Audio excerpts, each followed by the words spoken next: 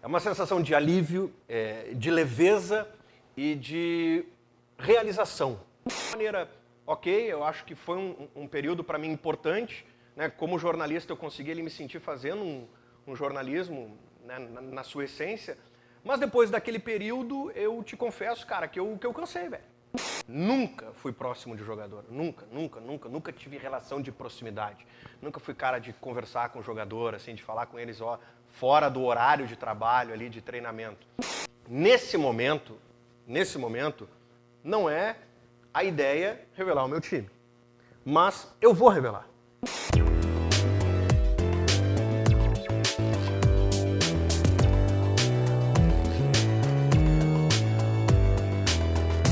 O Olhos Papo está no ar, sejam todos muito bem-vindos a mais uma edição do nosso podcast. Geralmente eu começo os episódios falando vocês sabem bem, reconhecem o contexto, mas quem está assistindo esse episódio não conhece esse contexto, porque hoje estamos num novo ambiente, estamos na La Máfia Barbearia, esse nosso grande parceiro, geralmente gravamos no Rocket Club, que segue conosco, mas a gente gosta de dar uma variada, de dar uma diversificada, e hoje estamos aqui na La Máfia Barbearia, esse espaço sensacional, ao fundo aqui, nosso querido Cabelo vai botar a câmera do meio, tem todas as cadeiras, obviamente a gente está gravando no período que eles estão de folga, que eles foram para casa descansar, os secadores estão todos desligados, então a gente consegue fazer essa gravação. Então só temos a agradecer a La Máfia Barbearia, nosso grande parceiro, e eu já vou passar a bola, já vou apresentar o nosso convidado, depois eu vou intercalando esses merchans no estilo Milton Neves, porque estou aqui com uma referência na comunicação, é um cara que jovem, mas que está nesse meio há muito tempo e eu acompanho ele e ouço ele há muito tempo também, então é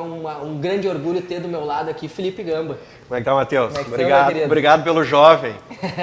Água, nem cerveja, os caras me serviram. Mas é que agora tá na moda a geração saúde, né? Aguinha, né? Aqui, aguinha, sem gás. Sai daqui o cardiozinho, joga um BT. Um beat tênis tá valendo, né? Se tu conhece. Pô, achei que ia ter uma cervejinha pra nós aqui, pra gente. A pizza tá espetacular, né? Essa aqui tá espetacular. E a pizza que é do nosso querido Galeto do Marquês, que também faz pizza, tá aqui na Pedrinha e ela fica conservando todas aqueles sabores, todo aquele calor, então é realmente diferenciado. A gente tá aqui com um filezinho 4 queijos, com uma calabresinha, sempre a escolha do convidado. O cara tá melhor que o Neto e o Milton Neves, tá viu só? E tá temos, voando, temos aqui também nos bastidores os nossos queridos Anderson Cabelo, Guilherme Biteco, que fazem parte da equipe do Olhos Papo, e hoje temos aqui o Ravi, que é aqui responsável por esse ambiente sensacional La Máfia. Temos também aqui o nosso querido Eduardo Dali, nosso grande amigo, veio aqui acompanhar, também conhece o Gamba de longa passagem. Você é gigante. Aí nós temos essa parceria do Galeto do Marquês, temos também da La Máfia Barbearia e graças, a gente coloca isso ao vivo depois para o pessoal acompanhar, ao vivo não, gravado, mas enfim, graças à ATP Global, que fornece todas essas câmeras sensacionais com uma qualidade diferenciada e que facilita, digamos assim, o trabalho do nosso Anderson Cabelo. Mas Gamba, vamos lá, vamos diretamente a esse conteúdo 100% independente, todos nós temos outros trabalhos convencionais, mas as nossas energias sempre dedicadas ao Olhos Papo. E hoje tu tá desse lado aqui, mais do que nunca, né? Porque tu também hoje é um produtor de conteúdo independente. E qual que é o sentimento ao acordar e relembrar que tu não faz mais parte daquele conglomerado da RBS, né? de tantos anos que tu esteve lá? Qual que é a sensação de hoje estar do lado de cada trincheira? É uma sensação de alívio, e eu explico por que é uma sensação de alívio. É uma sensação de alívio, de leveza e de realização profissional também. Matheus, essa não foi uma decisão que eu dormi, acordei, tomei ela, fui para a RBS e comuniquei. Não. Essa foi uma decisão construída durante um longo período.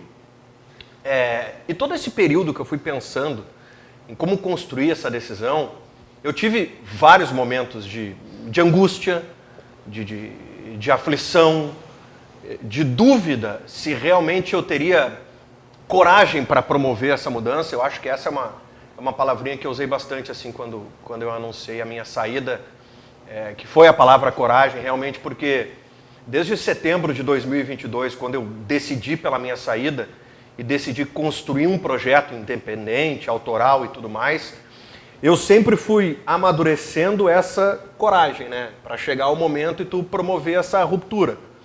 Então, por isso que eu uso muito essa expressão do alívio, né? Quando me perguntam como é que eu... Por quê? Porque eu tirei um peso muito grande das minhas costas. Se tu pegar de setembro até abril, que foi quando eu tomei a decisão, foi todo esse período com muita angústia, muita aflição, uma ansiedade também que fazia parte de, cara, chegou o momento, é agora. Aí eu comunico a minha saída em janeiro, como aconteceu, e eles me pedem mais alguns meses, né, que vai ter uma contraproposta, que vão me apresentar um outro projeto, e aí tu prolonga de alguma maneira essa angústia, né, essa ansiedade, esse sofrimento, vai ter, não vai ter essa mudança e tudo mais. Então, acordar hoje, né, com essa nova realidade é um alívio porque eu consegui colocar em prática algo que eu idealizei e que eu projetei. E quando eu falo em alívio, não tem em absoluto nenhum desrespeito ao que eu tinha lá na RBS, não tenho nenhum desrespeito à empresa RBS, que eu tenho um enorme respeito, né, que eu vou levar sempre comigo, é parte do que eu sou, eu devo muito à RBS. Então o alívio não é pela questão de estou livre da RBS, não, o alívio é porque eu consegui colocar em prática algo que eu idealizei e que finalmente eu consegui apresentar para o público. Certo. E aí as influências, eu sei que tu é um cara que quem te ouviu sempre, principalmente na Rádio Gaúcha, sabe que tu sempre acompanhou as modificações da comunicação. E eu quero falar sobre um ponto depois também sobre as tuas colunas, as tuas linhas editoriais sempre bem críticas, até ao modus operandi tradicional de uma imprensa. Tu fazia parte dela, mas tu tentava de alguma forma demonstrar uma visão mais crítica em relação a algumas questões. Queremos falar disso ali adiante. Mas tu também é professor universitário. Isso. Né? E essa interação com o pessoal mais jovem que está adentrando na universidade também foi um fator decisivo de tu enxergar essa nova visão? Perfeito. Né, tu trouxe algo assim que me ajudou muito na construção desse projeto. Me ajudou demais, assim. Eu vou dar um exemplo para ti, tá? Eu pego lá uma turma de segundo semestre na PUC, eu tô com uma galera de 19, às vezes 18, 17, mas 19, 20 anos. Essa galera chega na PUC, eles vão ter aula comigo, boa parte deles não sabem quem eu sou, não conhecem a minha história. Eu sou o professor Felipe Gama. Ah, mas eles ouvem futebol. Quem ouve futebol, bom, sabia quem eu era. Mas quem não ouve futebol e não gosta do futebol? Não faz ideia, tem um professor ali. Essa pessoa vai para casa e diz, eu tive aula hoje com o professor Felipe Gama, diz que trabalha em rádio e tal. O pai e a mãe conhecem. O vô e a avó conhecem. Ah, tu é bom, eu ouço ele e tal, na Gaúcha e tudo mais. Mas essa geração, ela não consumia o meu conteúdo. Em algum momento sim, ouvindo um jogo, mas não é o ouvinte habitual de rádio, né? Não consome o rádio, que era o rádio que eu fazia, o rádio jornalismo esportivo. E isso começou a me bater muito, porque eu estava, Matheus, me desconectando muito do meu público da sala de aula. Né? Então, assim, eu colaboro ali para a formação de uma geração de jornalistas que, cara, eles chegam ali e eles não me conhecem.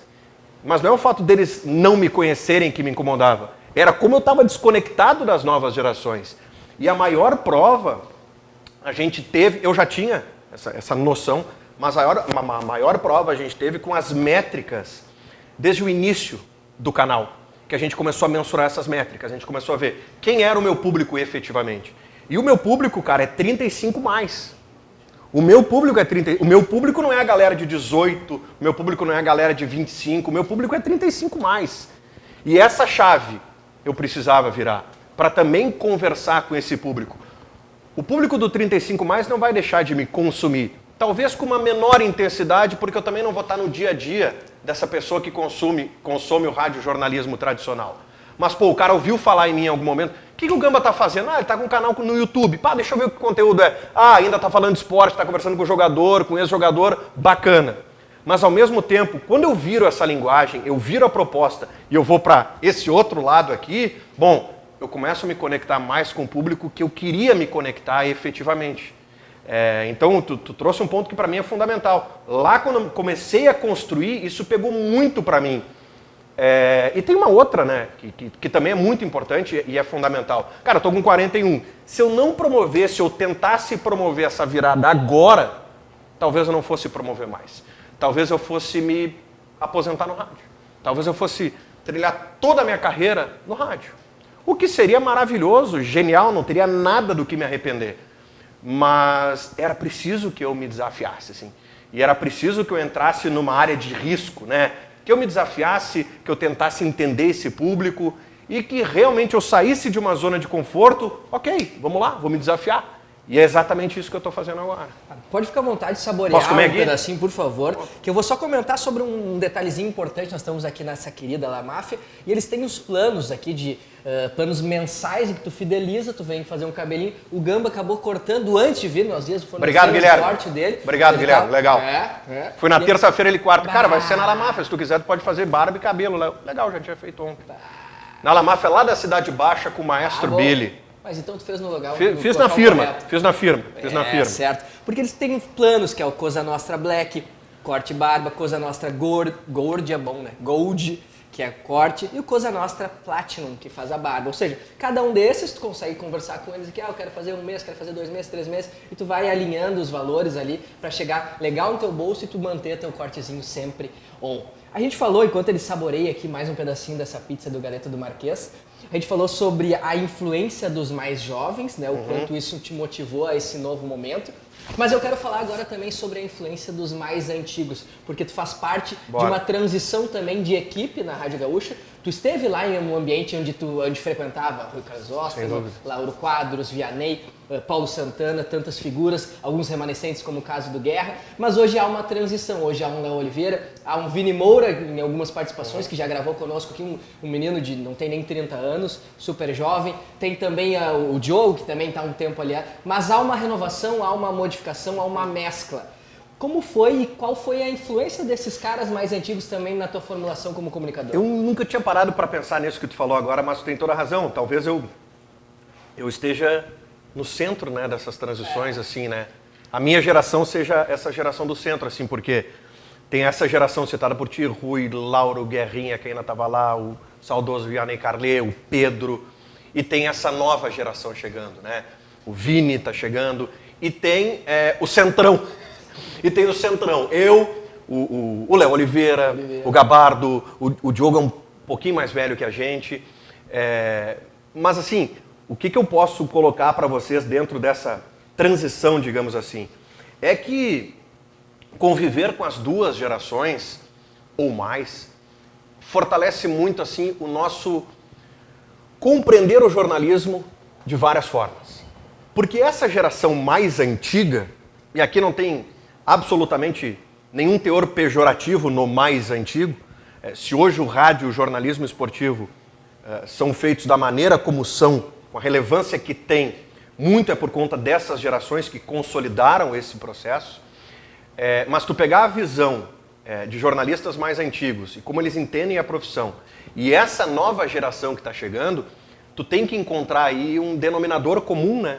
E a gente vai transitando entre essas gerações e vai percebendo ali que a linguagem mudou, que a tua postura precisa obrigatoriamente mudar. Bom, tá aí o caso Cuca, né? Tá nos trazendo um aprendizado gigantesco. Por que eu digo isso, Matheus? Porque a cobertura da imprensa gaúcha à época, do caso do Cuca e dos outros 3 jogadores do Grêmio, foi de normalizar a cultura do estupro. Lá em 1987. E a imprensa esportiva do Rio Grande do Sul é a maior responsável por isso, porque o caso aconteceu com um clube do Rio Grande do Sul. E lá se vão quase 40 anos, e olha como muda essa percepção, né, dos jornalistas atuais.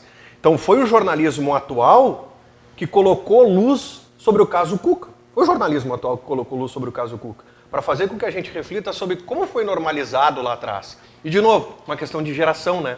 Certamente aqueles jornalistas, e eu conversei com um deles, um sábado, eu fui convidado para participar de um programa na Rádio Grenal, pelo Flávio Dalpisol, e eu não sabia quem seriam os convidados, e aí deu a feliz coincidência do convidado junto comigo no programa ser o professor Juremir Machado da Silva, que é meu colega na PUC. E aí, lá pelas tantas, no debate, surge o caso Cuca e o Juremir diz, eu participei daquela cobertura, eu era repórter, setorista à época, cobri o Grêmio na época e tudo mais. E ele ali fez uma meia-culpa de como a imprensa errou no tratamento daquele caso. Né? E a gente está falando do professor Juremir Machado da Silva. Nós sabemos a ideologia do professor e como ele olha para esse caso com esse distanciamento de hoje. Ele estava lá à época e ele não teve a percepção de como a imprensa normalizou tudo aquilo. Então, acho que esse exemplo mostra como o jornalismo, primeiro, muda, mas como essas gerações também precisam obrigatoriamente entender os tempos atuais. E a geração que chega, desculpa interromper, e a geração que chega já traz isso. Tu entende? Essa geração que entra na redação, ela já traz isso. E mostra para outras gerações que agora a gente precisa ter esse cuidado aqui e esse respeito acima de tudo. Então é um encontro de gerações assim que a gente tem hoje. Tu cita essa problematização e talvez a gente possa rememorar também os casos recentes de Robinho, de Daniel Alves, que eu acho que também fomentam com que essa discussão do Cuca se torne tão relevante. Se tu problematiza e tu critica a situação desses atuais, tu tem que ser no mínimo coerente com a questão Cuca. E durante as tuas, que eu comentei inicialmente, durante as tuas crônicas, em alguns momentos, tu citou também a questão de xenofobia, podemos dizer, em alguns casos, de julgamentos de treinadores que estiveram aqui recentemente, principalmente no Inter, que teve recentemente. E como que era a tua relação com o pessoal mais antigo ou com o pessoal mais jovem dentro da Rádio Gaúcha, dentro do Grupo RBS? Porque claramente eram discursos distintos. Tu fazia uma conotação diferente do que esses demais, que por vezes queriam, vamos trazer o Abelão, vamos trazer o cara, então vamos manter quem está próximo aqui da gente. Eu via tudo no discurso ali de uma forma, mudava o horário, mudava o programa, os discursos tinham um caminho distinto. Isso em algum momento já gerou uma indisposição ou, enfim, um incômodo por tua parte ou por parte de outros colegas? Vamos lá. É excelente a tua pergunta, tá? Essa pergunta, muitos torcedores me faziam ela nas redes sociais. Muitos torcedores me faziam ela nas redes sociais. E me cobravam nas redes sociais. Eu já vou chegar lá. Eu quero só colocar um ponto de partida aqui, tá? Eu acho que eu posso falar sobre isso, que a gente está tendo uma conversa aberta aqui e tal. Eu posso falar um pouco sobre isso, assim. Eu, durante muito tempo da minha carreira, fui repórter, tá? Ali, em 2017, eu passo a ser apresentador, deixo a reportagem por conta da saída do Silvio Benfica da Rádio Gaúcha. Começo a exercer o papel de apresentador, deixo de ser repórter, e aí a RBS entende que eu poderia também ocupar um papel como colunista, tá? Dentro do portal GZH. Eu nunca me senti à vontade como colunista. Nunca, em momento algum. Em momento algum. Tanto que, o primeiro momento, talvez tu nem lembre, né? O primeiro momento que eu começo a desempenhar esse papel de colunista, as minhas colunas, elas são muito mais voltadas para o caça-clique, né? Saiba quem é o jogador que o Inter está interessado. Saiba a posição do presidente Marcelo Medeiros sobre a declaração de Renata. 4 erros né? 4 erros cometidos pelo técnico. Então, assim, que é o jornalismo hoje, esportivo hoje, que vocês consomem, é isso, né? E eu entendo perfeitamente, Matheus, que a empresa precisa da meta, que a empresa precisa bater a meta mensal, que ela precisa da audiência e que conteúdos construídos dessa maneira geram a expectativa, né? Um dia, estava conversando com um amigo meu e ele estava incomodado assim, ele falou, pô, eu tenho muito hate lá na internet, os caras dizem que eu sou caça-clique. Eu falei, cara, tem duas coisas. Sim, tu é caça-clique porque hoje tu vive disso. Esse é um ponto, tu é um caça-clique. A questão é como tu olha para o caça-clique sendo uma maneira pejorativa e desonesta, tu entrega um conteúdo, não entrega um conteúdo, e outra forma não, cara, eu tô realmente aqui ciente que o meu conteúdo é um conteúdo bom, de qualidade, sou um caça-clique dentro disso, mas não de uma forma pejorativa. Mas eu entendo a lógica da empresa, porque a empresa precisa da audiência, é óbvio, senão é uma conta que não fecha. E aí durante um bom período, Matheus, eu fui esse colunista. E eu era esse colunista e eu voltava para casa e falei, caralho, velho, eu não sou essa pessoa, eu não consigo fazer isso. E aqui não tem, em absoluto, nenhum desrespeito com quem consegue, porque eu acho que é um talento tu conduzir a tua profissão dessa forma. Talvez o cara que está nos ouvindo agora está dizendo assim, mano, tu tá criticando isso, mas o que tu faz hoje também é um caça-clique. Caça-clique porque eu dependo desse acesso, eu dependo dos views para que o meu projeto cresça. Mas eu tenho a consciência que eu não faço um jornalismo desonesto. Eu faço um jornalismo hoje diferente, um pouco mais voltado para entretenimento, com uma mescla com jornalismo esportivo. E a gente até pode falar sobre isso na sequência. Mas não era para mim aquilo. E tem mais um elemento, por isso que eu falei a questão que eu fui repórter até 2017. Porque quando eu deixo de ser repórter, o que acontece? Obviamente que eu me distancio das fontes. Eu não preciso mais ficar ligando para o presidente, para o dirigente, para o empresário para saber quem o Grêmio e o Inter estão contratando. Porque eu passo a ser um apresentador preocupado com notícia, sem dúvida. Isso era uma coisa que muito me incomodava quando o repórter era o apresentador desinformado. Então eu entrava no programa, o cara não conseguia estabelecer uma conversa comigo, porque primeiro não prestava atenção no que eu estava dizendo, segundo que ele não consumia o jornalismo esportivo, não consumia o noticiário. Isso era uma preocupação que eu tinha. Eu falei, não, se eu for apresentador, o repórter que for entrar aqui, ele vai estar ciente que o cara que está apresentando está sabendo tanto quanto ele, ou mais que ele, e vai perguntar para ele coisas que talvez ele não saiba responder. Era uma preocupação que eu tinha. Mas eu tinha um distanciamento com as fontes, então é natural que eu não tinha a informação exclusiva, né, que era mais difícil, e eu também, como eu estava desconectado um pouco dessa realidade, eu também já tinha perdido o time da reportagem, tu entende? E aí cara, durante um período foi aquilo, e nós tínhamos muitas conversas, né, com quem passou pela RBS como coordenador do esporte, como responsável por essa área. Em vários momentos me cobravam, e aí, como é que a gente vai fazer e tal, é por esse caminho, não é por esse caminho? E eu nunca me senti à vontade. Dito isso, vem a pandemia. Aí vem a pandemia, a gente fica em casa, por óbvio, no home office, e a pandemia nos colocou uma tonelada de assuntos. Futebol, sociedade. Futebol, política. Futebol, ciência. Futebol, saúde. Tudo se conectava, porque era o momento que se clamava pela volta do futebol.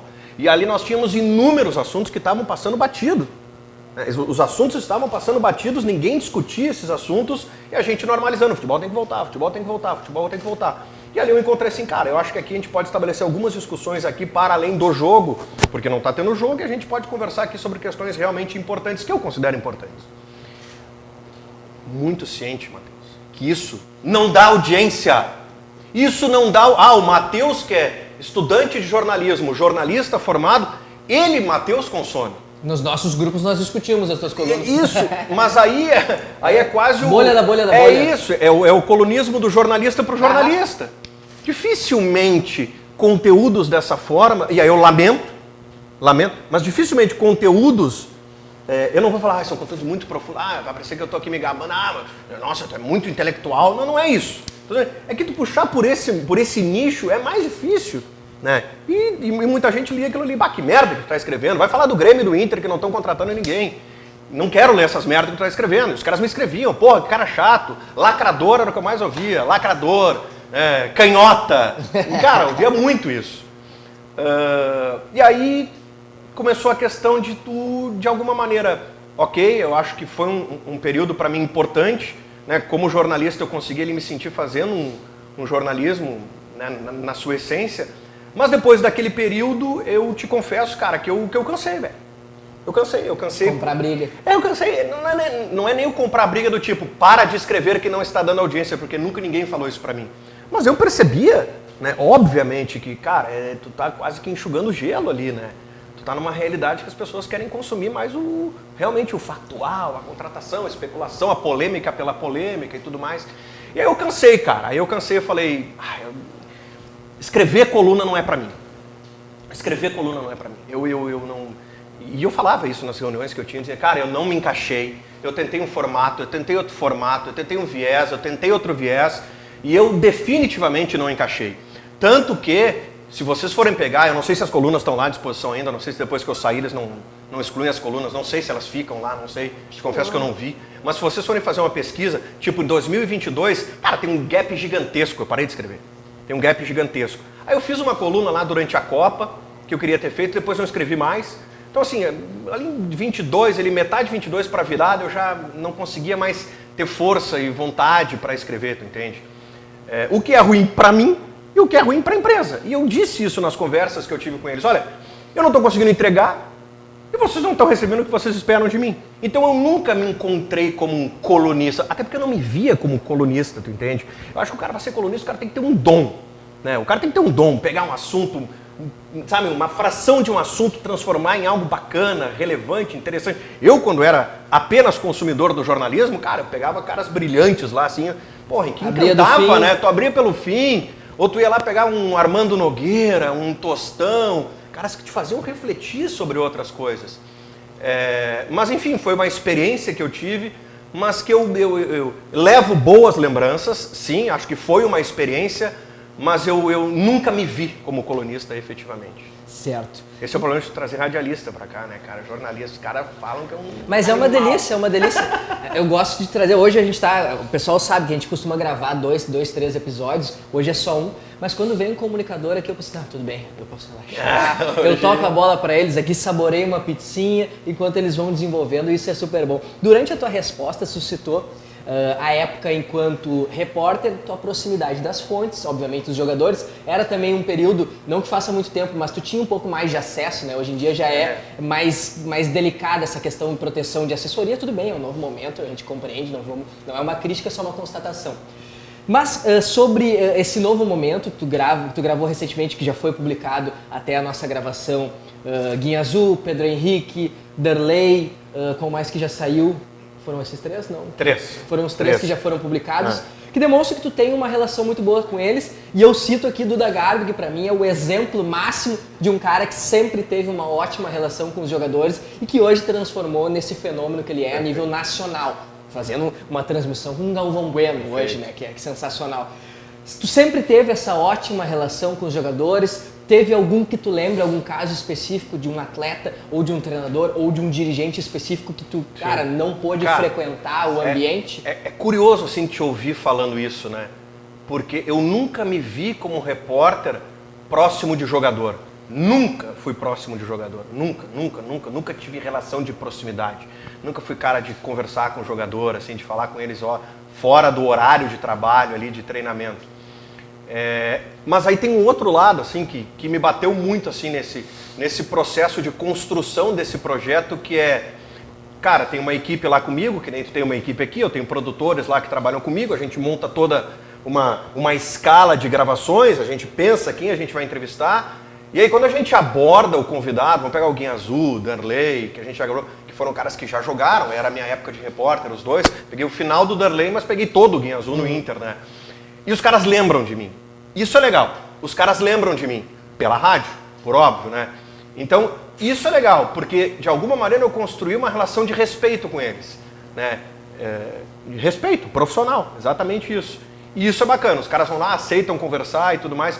Então, né, de alguma maneira eu construí uma relação respeitosa com os caras, para os caras, até certo ponto, aceitarem, conversar, participar de um novo projeto. Porque esses caras, Matheus, eles aceitaram participar de um projeto que eles não conheciam. Agora é diferente. Agora que está no ar, eu convido, eu mando o link. E a gente diz, cara, é assim, tu já viu? Os caras olham, que do caralho, quero participar. Só que antes, cara, vai sair, é assim. Mas não sei se eu quero e tal. Mas boa parte topava.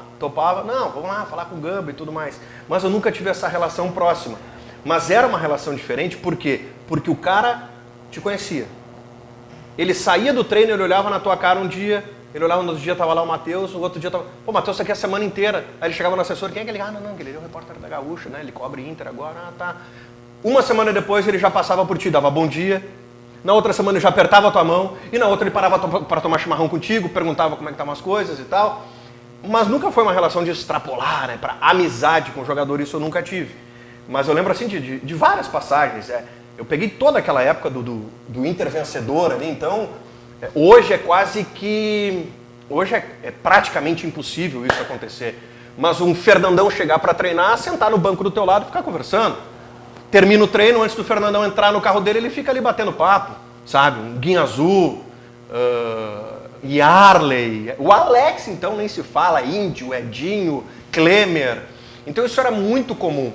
E essa proximidade vinha daí. Porque a gente conseguia ser mais próximo do jogador... E o jogador olhava pra ti, confiava, tu fazia o teu papel, fazia a pergunta forte quando tinha que ser feita. Porque, via de regra, qual é o incômodo do jogador? Geralmente é com opinião. É com o comentarista, é com o cara que escreve. O repórter, a menos que o repórter vá lá, faz uma entrevista, tu distorceu o que o cara disse, entendeu? Tu trouxe uma informação que não é verídica. Tem um atrito com o repórter, é claro que tem. Mas, via de regra, o incômodo do jogador é com uma opinião que foi dada. O cara deu um pau lá na atuação dele, disse que ele não joga nada e tudo mais. E aí também ele olha pra ti, cara, tu é daquela empresa, não vou falar contigo porque o teu comentarista lá me fudeu. Eu não vou falar contigo. Mas isso é bacana, porque é uma relação que a gente vai construindo com o tempo, né? Claro. Que tivemos algumas questões, alguns que tu conhece aqui, fizeram uma pergunta que o nosso querido... Abriram a caixinha lá. Claro, abriu a caixinha. E o Zabka, não sei se já ouviu falar nesse cara, o tal do Zabka. Pô! E Osório, a minuta do Luzardo ou do Dodô? Pô, grande Zábica, Gabriel, meu compadre, coloradaço Gabriel, pai do Rafa, do Gui. Cara, pergunta difícil essa aí, cara. Uma das mais difíceis já proferidas. Dodô, vou ficar com o Dodô. Boa, sem ficar em cima do Dodô. Ele pegou o quadro lá do carona, de carona com o Gamba e trouxe pra cá, né? Luzardo Dodô. Dodô, Zábica, não vou ficar no muro. Aqui o Elias Miguel Castro 7 perguntou, vai revelar o time algum dia? Nossa, essa é a pergunta. Cara, Cara, assim, essa pergunta é muito interessante isso pelo seguinte. As pessoas sempre tiveram e têm essa curiosidade com relação aos times dos jornalistas, porque nós aqui no Rio Grande do Sul não temos o hábito do jornalista, enquanto está lá trabalhando nos veículos tradicionais, revelar o seu time e tudo mais. Então, quando eu estava na Gaúcha, na Bandeirantes, na Guaíba, as pessoas tinham essa curiosidade, mas as pessoas, Matheus, elas nunca me abordavam e me perguntavam com tanta frequência como desde o dia 10 de abril, quando a gente colocou o canal no ar. Meio sinônimo, né? Conteúdo independente é isso aí, com identificação. É isso aí. E a explicação é exatamente essa. O que o público, como o parceiro aí que fez a pergunta, o que o público olha? Cara, tu saiu do veículo tradicional, tu vai fazer um conteúdo independente, projeto autoral. Geralmente, o jornalista que fez esse movimento vai lá, se identifica, tem o time dele e vai começar a ser um influenciador do time dele. E é natural que as perguntas todas sejam nesse sentido e que a curiosidade das pessoas seja nesse sentido. E eu acho muito legal isso, porque as pessoas vão lá e me abordam, Grêmio do Colorado, né? Muito famoso agora do Pedro Espinosa, é nosso ou deles, nosso ou deles. O que mais saiu tem, aqui, saiu um outro também, o Anderson largou, é nosso ou deles. Isso aí é direto, cara. O cara vai lá no meu Instagram, nosso ou deles, nosso ou deles. Então assim, nesse momento, não é a ideia revelar o meu time. Mas eu vou revelar. E vai ser um processo natural, ou pelo menos eu quero que seja um processo natural. E aí eu vou chegar para mim no grande motivador disso, que vai ser a questão do meu filho. E eu já falei isso não é conversa, não é balela. Porque, cara, eu fiz toda a minha vida cobrindo futebol. É injusto que o meu filho não tenha essa relação de proximidade com o futebol. Vou fazer ele torcer pro Paris Saint-Germain, Matheus. Pro City. E tem acontecido. Pro Arsenal, tem, mas eu não posso permitir que isso aconteça. Então, assim, eu quero acompanhar ele, eu quero ter essas memórias com ele. E construir essas memórias, eu só vou construir a partir do momento que eu me sentir à vontade para isso e que ir num estádio de futebol não seja um problema. Vou levar o meu filho, eu vou lá, camisetinha neutra. Camisetinha neutra, tá lá, tem um filho, os caras vão te ver e pá. Aconteceu com o Mauro César, né? O Mauro César revela que ele é flamenguista, diante de uma foto, ele leva o filho dele, um jogo do Flamengo no Pacaembu, se eu não me engano. E aí, ok, e deu, e não tem problema, e tá lá o Mauro César fazendo o trabalho dele. Então eu quero que seja uma questão natural. Não me vejo de camiseta do time torcendo, sofrendo, sabe? Eu não me vejo. Mas me vejo dizendo qual é o meu time, a mesma questão do alívio, né? E cara, essa barreira aqui ela não existe mais. Agora eu posso pegar meu filho, levar no estádio, fazer o que eu bem entender e tranquilo. Porque eu prezo muito por ter ainda as portas abertas dos dois clubes. Cara, eu não quero que o cara me diga não porque eu torço pro time que não é o dele. Então, o respeito faz com que isso seja fixo ali, estabelecido ali. Cara, se tem respeito, se tem consideração, não tem problema se tu torce para A ou para B. Mas para essas pessoas que estão curiosas, cara, sem dúvida eu vou revelar, vai ser uma questão natural, vai acontecer. Sem previsão, vai acontecer. Vai acontecer. Eu acho que é a hora que eu me senti assim confortável e confiante, sabe? De entender um pouco esse mundo, assim, cara, o que vai mudar para mim hoje isso? Cara, Gamba, não vai mudar nada. Teu público tá aqui, tu construiu, os caras te respeitam dessa maneira. Se tu revelar o teu time agora, de maneira respeitosa, natural, tranquilo, cara, tu não vai ter impacto algum, as pessoas vão levar em consideração a tua trajetória se tu seguir dessa mesma maneira e tal. Mas bom, se eu posso virar uma chave, virar um torcedor mesmo, aí sim, aí o meu público ele vai mudar. Mas isso vai acontecer ao natural, eu não tenho problema nenhum em falar sobre isso. Problema nenhum, não, capaz, isso...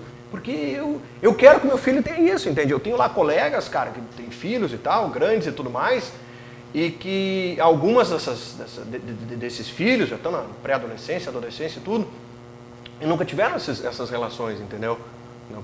Com seus pais e tal, com suas mães, que também trabalham no meio. Então é algo que eu quero pra mim. Poderia ser, não, vai lá ele, vai, se vira, daqui a pouco vai sozinho, leva um amigo e tal, alguém leva, mas eu quero participar desse processo. Não, e nesse teu princípio de reconstrução, digamos assim, é delicado, né? Tu já largar nesse território maniqueísta. Não aqui, é difícil, é meio cara. delicado se é eles ou nós. Não, é difícil. Mas em breve acompanhem, obviamente, Isso. o Gamba ali nos canais dele, que quando vocês menos esperavam, vão possível. descobrir. Não queria deixar passar uma situação, sempre te acompanhei pelas redes sociais, tu postou essa semana uma foto com o Escola, que é um cara que eu admiro demais e sempre fui grande fã, desde de consumir ele na Rádio Gaúcha até consumir ele em podcast. Ele tinha um muito bacana com o Potter. E com o Magro Lima, né? Com o Magro, Era Uma Vez no Oeste, eu gabaritava, saía, eu ouvia, assim, porque era uma aula, né? E tu não precisava acompanhar a série, isso era muito bacana, com analogias para a política estadunidense, que me agrada também. Como é que tem sido a tua relação? Eu vi que tu estavas na redação lá. Tu ainda está frequentando lá? Como é ver também o Escola, um cara se recuperando, um cara do conhecimento que ele tem, jovem como é, e passou por toda essa situação delicada, assim? Cara, vou contar uma coisa aqui que talvez poucas pessoas saibam. O Escola foi meu professor, cara, na Unicinos. Não sabia. O Escola foi meu professor na Unicinos. Professor de rádio. Trabalhava na Gaúcha, ele já. Eu estava na Guaíba à época. E ele me contou uma história que eu nunca vou esquecer, Matheus. Ele chegou, porque, cara, eu vou te falar, eu sou professor, tá? Comigo isso raramente aconteceu. Mas eu sou professor e eu sei o que o Escola quis me dizer lá atrás. Isso que o Escola pegou, a gente faz, professor, vai iniciar o semestre. Aí tu pega lá a chamada e vê quem é que vai ser teu aluno, assim, tu vê, conheço, que legal, pô, turma bacana e tal, que legal, assim, não conheço aqui, vou ter que me apresentar, até pra te saber como é que tu vai construir, né, essa aqui é uma galera que conhece, essa aqui é uma disciplina eletiva, tem uma galera de outro curso, eu vou ter que mudar um pouco e tal, beleza. Aí o Escola me contou, ele falou que pegou a chamada, ele chegou no meu nome, essa mala aqui da Guaíba vai me incomodar. Esse cara vai me incomodar, vai fazer pergunta, vai querer confrontar e tudo mais. E é normal também, porque o cara que tá no meio, mesmo estudante, a gente se acha foda pra caralho, né? Sabe mais que o professor. Não, isso aí não sabe nada. Jogou onde? Juvenil. E o aluno acha que, né? Tá na Guaíba, fazendo jogo de Grêmio, Inter, seleção, caralho. Viajando, hoje em dia o pessoal já viaja, o estagiário já tá viajando. Direto. E eu não lembro se aconteceu com a Escola, mas com outros professores sempre acontecia, que era o primeiro dia. E não era um carteiraço, mas eu, professor, tem períodos que eu vou faltar muito, tá? Que eu já sou repórter, tô na Rádio Guaíba. Que máscara. E aí, cara, tinha professor que já me fudia ali, né, cara? Tipo, não, a regra é pra todo mundo e tal. Vai tomar falta, mas vamos construindo. E outros, não, beleza e tal. Sempre teve esse problema que eu já viajava. E, cara, a nossa relação, assim, ela começou a ser construída ali, com a Escola, sabe? Ele me disse que ele se surpreendeu positivamente, né? Eu nunca vou esquecer dessa conversa que eu tive com ele. Não fui mala. E, cara, foi muito bacana, assim, aprendi muito com ele. A disciplina dele era muito, não só voltada para o rádio tecnicamente, mas o rádio como um todo fazia a gente pensar em outros aspectos do rádio, na questão cultural, na questão de como tu olha para o rádio. E desde então a gente sempre teve uma relação muito boa, cara, muito boa, eu admirando muito ele. A gente conversava muito sobre vários assuntos na redação, sempre olhava para ele assim como uma referência. E, cara, quando eu vi ele de volta na redação, foi uma felicidade enorme, cara. Fui lá, dei um abraço nele e ele estava indo sempre às terças. Eu não sei como é que tá a rotina dele hoje, mas toda terça ele ia na redação. Então, chegava terça-feira, eu chegava, cara, a Escola tá aqui. Vai lá dar um abraço e, cara, lembra de tudo, lembra de todo mundo, fala sobre qualquer assunto, ele olha e, tá lá o fulano, cara, espetacular, velho, assim, e tu conversa com ele, assim, tu vê que continua sendo aquela pessoa que faz a diferença numa redação. Isso é muito importante numa redação, assim, tu ter aquelas referências e ele é uma delas, sem dúvida. Não, e foi um susto, né, pra gente que consome, assim, porque a gente teve uma perda de um Davi Coimbra, a gente teve um Magro, que eu sei que não é da mesma linhagem, mas para quem acompanha principalmente esse conteúdo independente, era já uma referência que havia se criando, e aí teve esse susto com a Escola, que bom que ele se recuperou, mas e a tua relação também com o Magro, com o Davi, ou muito tempo atrás lá com o Paulo Santana, como é que foi lidar ou estar próximo a esses caras tão relevantes, tão grandes? Eu, assim, de todos que tu falou, eu sem dúvida fui mais próximo da Escola, assim, eu não tinha muita proximidade com o Davi, eu não dividi cobertura com o Davi, assim, as grandes coberturas que o Davi fez, eu não fiz. E o Davi foi para Boston, né? Então não tive esse convívio muito de redação. Depois, quando ele volta, a gente teve alguns encontros, assim, no bar da redação, rápidos encontros, assim. Mas sempre que esses encontros aconteciam, assim, o cara é extraordinário, assim, muito gentil, né, cara? Muito generoso. Eu acho que quando a gente perde alguém e todas as pessoas falam as mesmas coisas sobre aquela pessoa, é sinal de que aquilo ali não é mentira. Né? Então, um cara gentil, um cara generoso, e assim eu via o Davi. O Santana, cara, eu via o Santana na redação, assim. E tem uma passagem, velho, com o Santana, deixa eu ver se eu me lembro qual é a expressão, para eu não errar. Eu não me lembro, cara. Talvez depois eu vá lembrar da expressão. Não me lembro da expressão, mas ela tá aqui. Tô no ar, repórter, Esportes ao meio-dia apresentado pelo Silvio Benfica, entro no ar, tá fazendo o Inter, isso eu lembro, na redação, do estúdio da redação. Tá fazendo o Inter, pá. E era raro o Santana entrar na redação da Gaúcha, né? Que era separada, a redação da Gaúcha e a redação da Zero Hora. Aí vem o Santana, bengalinha dele, apontou lá, e ele vem em direção ao estúdio. Benfica apresentava no estúdio, os repórteres ficavam no estúdio ao lado, à parte. 2 computadores ali, os repórteres ali. E o Santana vem. E eu ouço, quem é o Felipe Gamba? Quem é o Felipe Gamba? Me procurando na redação. Eu falei, caralho, o Santana tá me procurando. Que merda que eu fiz! Aí ele chega e me aponta a bengala e ele me corrige. Não é tal coisa, é tal coisa. Foi uma palavra que eu usei de maneira errada. Foi uma concordância errada. Foi uma concordância errada que eu fiz no ar. Num boletim? Num boletim normal. E ele subiu na redação, foi lá me corrigir e eu nunca mais esqueci desse episódio. Eu esqueci da palavra. Mas quando eu lembrar da palavra, eu não vou errar essa palavra de novo, porque o Santana me alertou que eu cometi um erro ali. Eu não me lembro qual foi a palavra. Mas aquilo me marcou muito, cara. Muito. E assim, eu já não estava começando. Né? Eu não poderia cometer aquele erro que eu cometi. Mas é do jogo, acontece. Normal acontecer. E que bom que teve um Santana para me corrigir. E que bom que foi o Santana que me corrigiu, né? Que marcou bastante. Então essa é uma coisa que eu também falo, assim, pra essa galera que tá começando. Cara, se o cara chegar e te falar assim, meu, teu boletim tá muito longo, leva numa boa, não fica puto. Porque o cara não quer te fuder, ele tá te dando um conselho, cara. Meu, teu boletim é enorme. O teu depoimento de goleiro é gigantesco. Faz mais curto. Usa uma linguagem mais coloquial para conversar com o teu público. São coisas que acontecem. Tu falou do Paulo Santana, uma vez eu tava numa roda de amigos jornalistas. Eu não me recordo também qual colega que era. E ele comentou assim, nós estávamos falando sobre o Santana, ele recém tinha falecido. Ele falou, cara, uma vez o Santana me deu uma mijada. Aí eu falei, o que aconteceu? O que ele fez? Não, ele literalmente me deu uma mijada. Eu tava no banheiro da RBS e ele foi no mictório do lado e simplesmente ele se virou quando eu vi ele tava mijando no meu pé. O cara tomou uma literal mijada. A lei do respingo. Exato. E nós temos, Gamba, aqui no Olhos Pato, nós temos o quadro chamado Olha Isso. O que é Olha Isso? Inicialmente ele era um quadro de indicação, em que a pessoa que estava aqui, o convidado, indicava algo que, entre aspas, a definia. Mas a gente migrou para tentar dar uma refletida maior, uma divagada maior. E eu provoco o convidado a fazer um exercício que está longe de acontecer, tá? Mas quando tu não estiveres, eu não sei quais são as tuas crenças, mas também não é essa a questão. Quando tu não estiver mais aqui, né, neste plano, ou enfim, teu corpo descansado, o que tu quer que fique uma espécie de um legado, que a pessoa, olha, o Felipe Gamba... Cara, assim, eu vou te responder baseando muito naquilo que motivou essa minha mudança profissional hoje. Tá?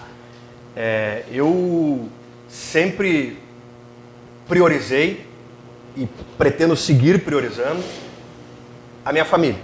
Tá? Então, isso para mim é a base de tudo, é eu priorizar a minha família. E quando eu promovi essa mudança de carreira, eu pensei muito no seguinte, Matheus, por quê? A gente não tem rotina, a gente está à disposição do trabalho quase que 100%, tu não tem final de semana, tu não tem feriado, e falar isso pode até ser um pouco prepotente do tipo, então tu vai te dar ao luxo de não trabalhar final de semana e feriado, sendo que a população brasileira trabalha feriado, trabalha final de semana, trabalha de madrugada, seja o que for, para sustentar suas casas.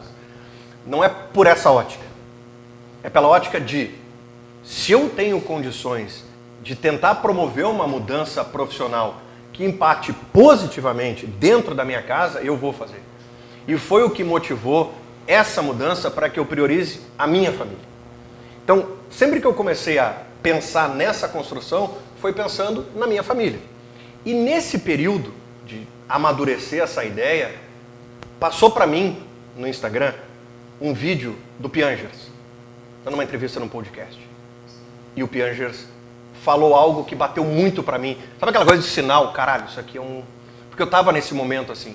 E o vídeo ele diz assim, ó, não adianta nada tu ter sucesso lá fora e ser um fracasso na tua casa. Não adianta nada, cara, lá fora tu ter todo o dinheiro do mundo, reconhecimento, fama, se dentro da tua casa tu é um fracasso. Então eu prefiro ser um sucesso dentro da minha casa e correr o risco de ser um fracasso lá fora. É óbvio que se eu for um fracasso lá fora, eu não vou ter dinheiro para botar dentro de casa. Eu vou ser um fracassado lá fora que não vou conseguir sustentar a minha família. Mas eu não estou levando por esse lado. Eu estou levando pelo lado de, se puder transmitir uma mensagem para as pessoas depois que eu não estiver mais aqui, é aquilo, cara, priorizem a família. Tudo tem o seu tempo. A gente inicia a nossa trajetória profissional e a gente quer fazer tudo porque a gente quer conquistar o nosso espaço. E eu entendo que a minha jornada nesse período eu já cumpri. Eu já fiz tudo que um jornalista esportivo gostaria de fazer, grandes jogos, grandes coberturas e tudo mais. Chegou um momento que, cara, botei o pezinho no chão, eu acho que eu posso fazer isso. Deixa eu olhar para minha família agora, senão daqui a pouco eu não vou olhar mais.